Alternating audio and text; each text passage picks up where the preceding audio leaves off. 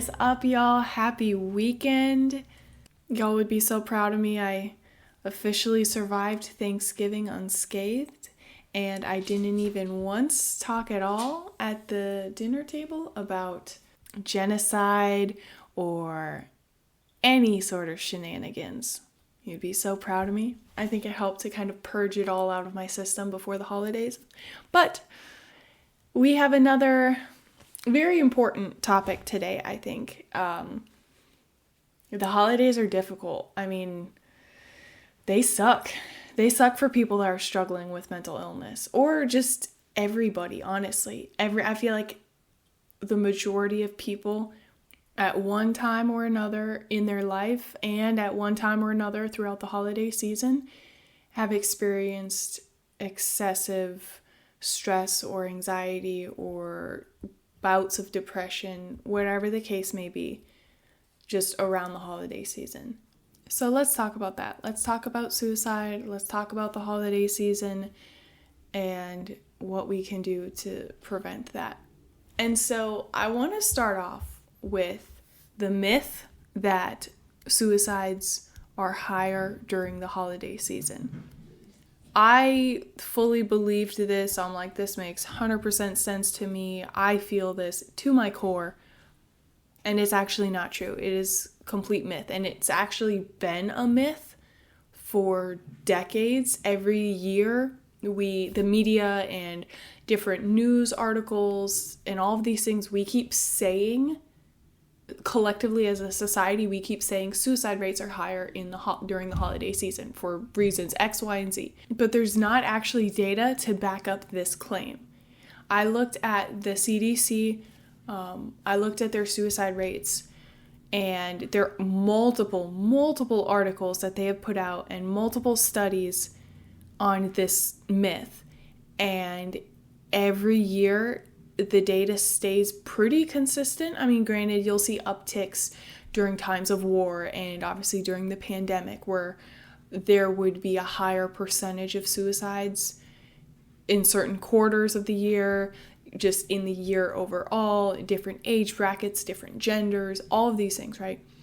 But every year, statistically, the CDC has shown the same pattern of suicide rates. And it's actually the lowest in November and December. So this is straight from the CDC website. In reality, November and December are the months with the lowest suicide rates other than the month of February, which has a lower suicide rate, possibly because, as it has been suggested, it is a shorter month. These rates tend to be lower during the winter months for a number of reasons, including some people simply don't have the energy due in part to a decrease in sunlight to follow through with plans to harm themselves. According to the CDC, the warmer months, specifically May through August, are the times that suicide hotlines typically start spiking, and then they will peak around the fall. Now, me personally, I don't love the way that they said people are not committing suicide as frequently during November and December because they don't have the energy to follow through with the plans. I think that's terrible wording. I hate that. I think that's literally their way of saying people are lazy in the winter and they're too lazy to kill themselves, which I think is a terrible approach to take to this topic. But that is just me.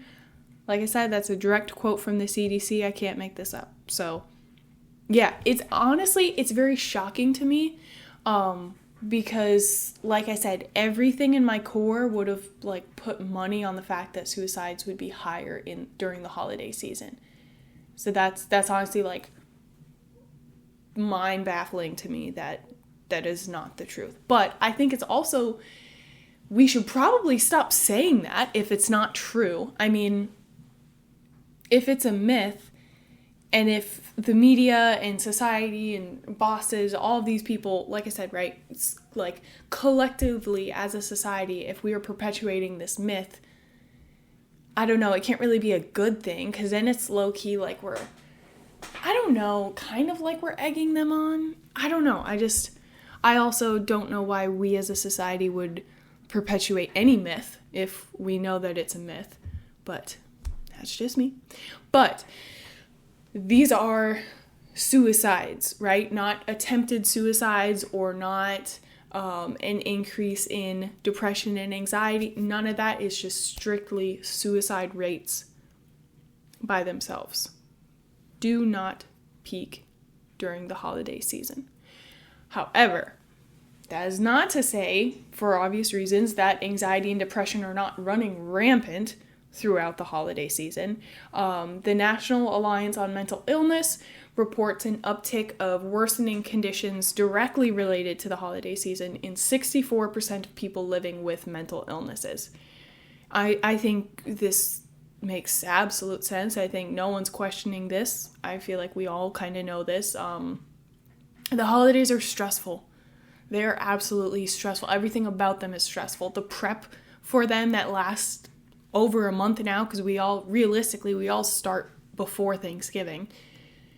Then the entire month of prep, and then the actual holidays, and then the post-holidays, everything, there's a lot, right? There's travel, if you're hosting or not, family gatherings, and we all know the fun that can come from those.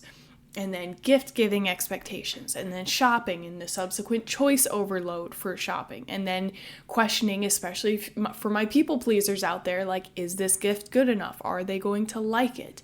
Is it enough? Is it not enough? Was it a bad choice? Maybe they would like this better. Financial stressors, the list is damn near endless, right? And honestly, guilty here, but sometimes we kind of self-inflict stress. And it sounds silly, but it is kind of true. There's only so much time in between Thanksgiving and Christmas. And for me especially, 4 weeks goes by very, very, very quickly. That is only 4 weekends to do everything I want to do for the holiday season. You know what I mean? Like, the checklist of, like, this, for me, celebrating the holidays, it's doing specific things. It's experience-based things. It's making peppermint bark and going ice skating and making gingerbread houses and watching certain movies every single year, or going to Candy Cane Lane, or doing all of these things, right? And then, because I'm me, I make it stressful for me, because then I'm like, damn, how am I going to schedule in all of these things that I want to do to make it feel like Christmas? Because it's not Christmas if you don't go ice skating. It's not Christmas if you don't make gingerbread houses. It's not, which is silly, right? And I understand that, but it is what it is. I'm the way that I am. So there's just that stress too, of just planning everything. And then the worst thing is then when you're stressed about all of these things and you can't fit everything in, and then you're going to Candy Cane Lane, but you're just mad about it because you're like, I don't have time to do this or that, or I ran straight from work here and now I'm just grumpy because I didn't eat supper because I was rushing, but I have to go to bed early because tomorrow morning we're waking up early to go snowboarding because blah, blah, blah. You know what I mean? And then you're really only even halfway appreciating Candy Cane Lane anyway. You see how it's just a chaotic downward spiral? And that's just me. So I know that I am not that original, and so I know that I cannot be the only one that goes through some of these things every single holiday.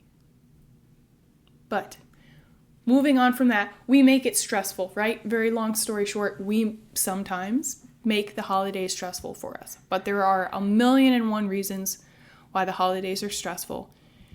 And so yes, it can be pretty difficult to deal with. Our anxiety is through the roof. Our depression is through the roof. All of these things, which are already in themselves difficult to deal with, right? But it's difficult. It's a very difficult time.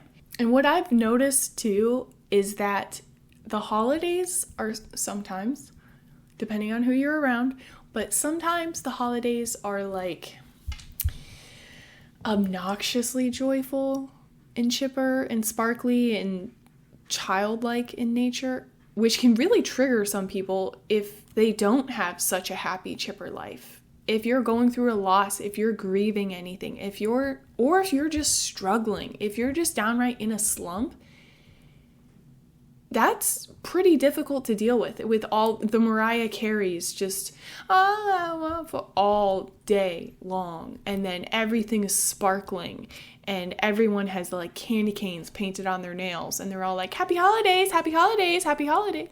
It can be very triggering and it can just cement you into that spiral if you're not careful. You know what I mean?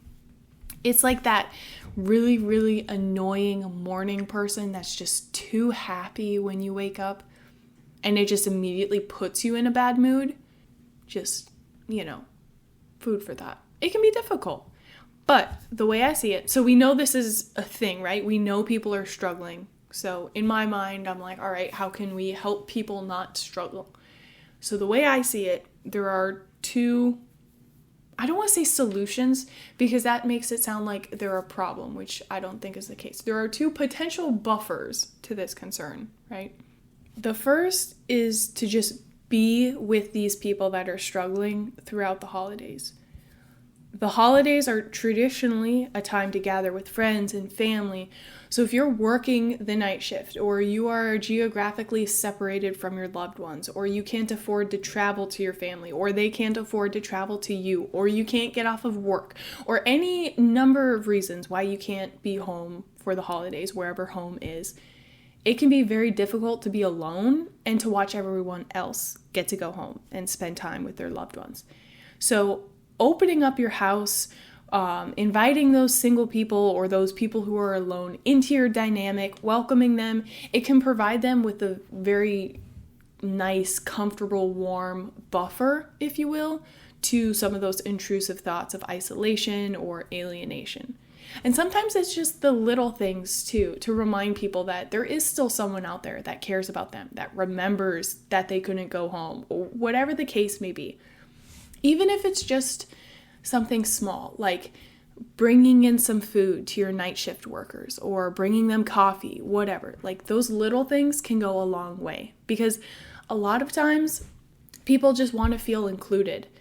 They just want to feel welcome. They want to feel comfortable, and just simply having them along with you, letting them tag along, it can just do wonders for them. And when I was reading on the CDC website for potentially reasons why the suicide rates were not sky high during the holiday season, was that all of those gatherings, all of the warm wishes, the very generous nature that people tend to get during the holiday season, those all act as buffers to some of those negative thinking patterns and the potential suicide attempts. They can kind of counteract that. Obviously, nothing is for certain of why someone commits suicide or not. But, I mean, if it can help someone, then shouldn't we want to do that? And I feel like this quote-unquote solution, if you will, it's pretty clear. It kind of sounds like the obvious. I feel like we do a pretty decent job of it now across the board. A lot of bosses, open up their houses to coworkers or whoever during the holidays. Whether they mean it or not, they at least present that open door policy and welcoming invite. However, this other solution, quote unquote, if you will, this other buffer that we can do to try and help people this holiday season, it's essentially the exact opposite of everything I just said, right? It's the complete opposite, because depending on the person, and obviously every person is different, and honestly, maybe each year, each person can feel differently, but sometimes this Dolores Umbridge level positivity and sappy holiday environment can also be a trigger for some people.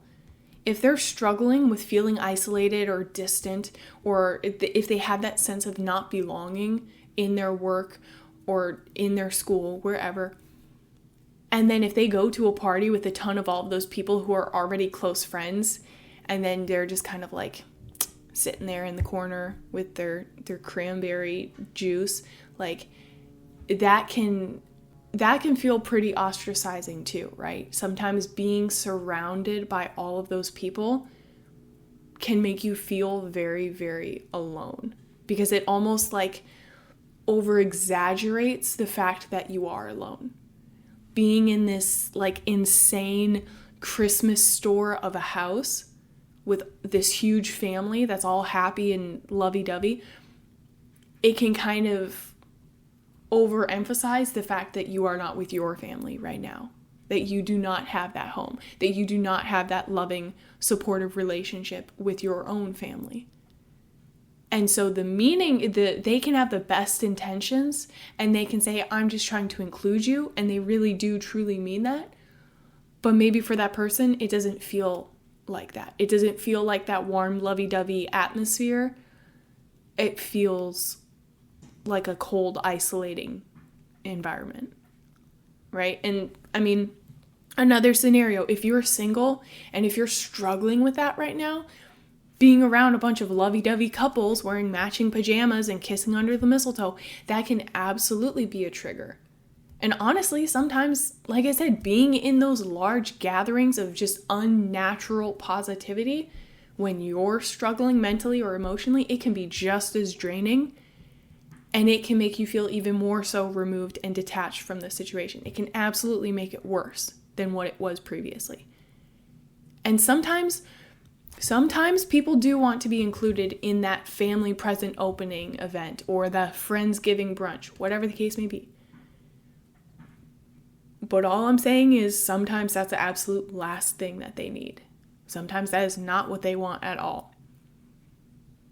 And sometimes they just need, maybe it's like a couple people around to watch a non-holiday based movie and eat Chinese food and just maybe not even talk, maybe just sit there together in their own little space on their phones, do anything but celebrate the holidays. It just depends, it just depends on the person. So my suggestion and what I try and do is, if you have people that you're worried about this season, just be direct with them, be honest.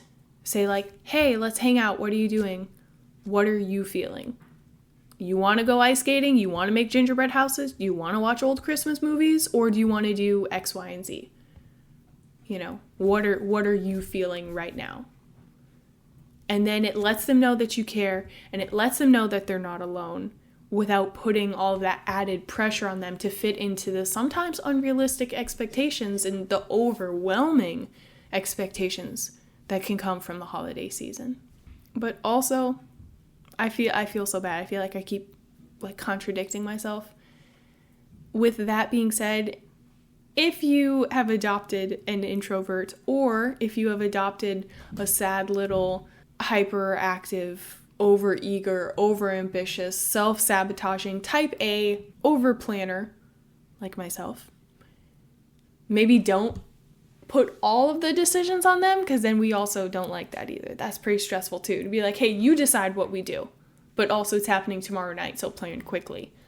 But just give them the option without making them make the decision, if that makes sense. I don't know. Maybe I'm just making it worse, actually, now that I think about it. I guess I'm kind of adding to the stress, huh? My bad. All I'm saying is we've got to be decent human beings. We need to take care of each other. That's really what I'm getting at. Just look out for one another. Take care of one another. Don't expect everyone to love the holiday season. And sometimes, too, maybe that's kind of comforting, too. To be like, hey, you hate Christmas? Okay. We can work with that. Come over to my house and we can hate Christmas together. We can talk about how bad Mariah Carey and her specific song that I'm not going to sing again. We'll just talk about how overplayed it is. Or don't talk about it at all. That too. But you know what I mean? Just make sure we're taking care of each other, because the last thing any of us wants is to not see a coworker, a friend, a family member, a random stranger. The last thing we want is to never see them again, or to know like, hey, I interacted with that person one time, or maybe not at all because I was passing and I didn't have time to say hi, whatever the case may be. No one wants to be the person that we had that interaction and then they ended up leaving us too soon, you know? None of us want that for any of us. So, yeah, holiday seasons are tough, but we are tougher, right? We will get through it together.